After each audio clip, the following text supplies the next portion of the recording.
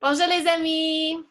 Maintenant que vous avez complété vos recherches sur votre animal en voie d'extinction, vous allez créer une organisation pour aider votre animal. Ceci n'est pas une vraie organisation qui existe déjà, mais une organisation inventée qui pourrait aider votre animal. Donc, avant de présenter votre organisation, il faut répondre à une liste de questions qui vont vous aider à la développer.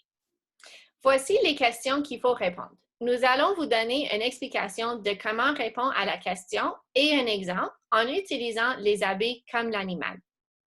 En premier, il faut penser à un nom pour votre organisation. Par exemple, pour les abeilles, l'organisation que nous avons inventée s'appelle la Merveille des abeilles. Mhm.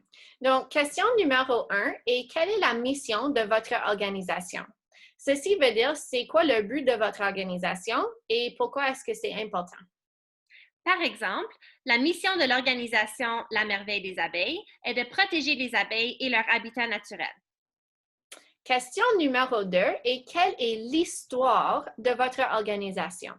Donc, comment cela a-t-il commencé et pourquoi?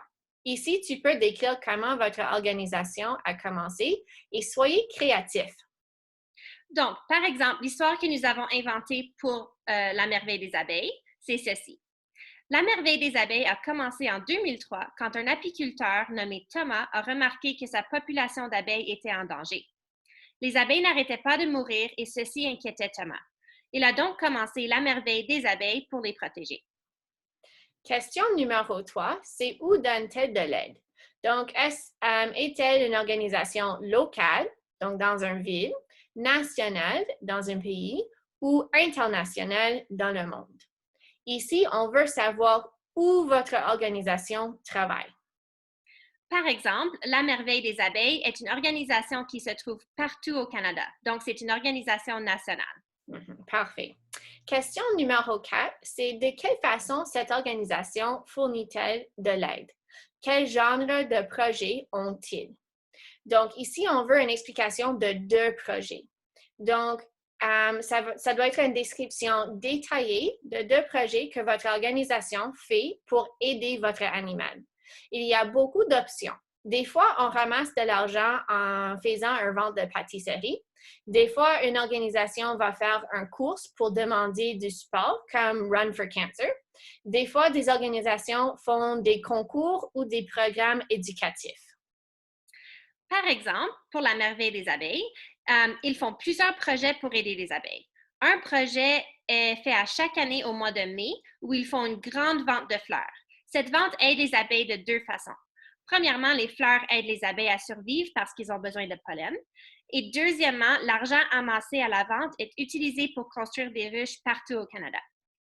Un deuxième projet que la merveille des abeilles fait est un projet d'éducation. Donc, pour sauver les abeilles, il faut aussi que les humains apprennent comment les aider. Donc, la merveille des abeilles a donc un programme éducatif qui s'appelle le BUZZ.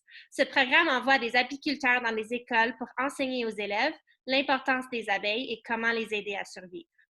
Donc, question numéro 5, c'est comment est-ce que le travail de l'organisation fait-il une différence pour l'animal qui est en voie d'extinction? Ici, on veut savoir comment votre organisation améliore la vie de votre animal.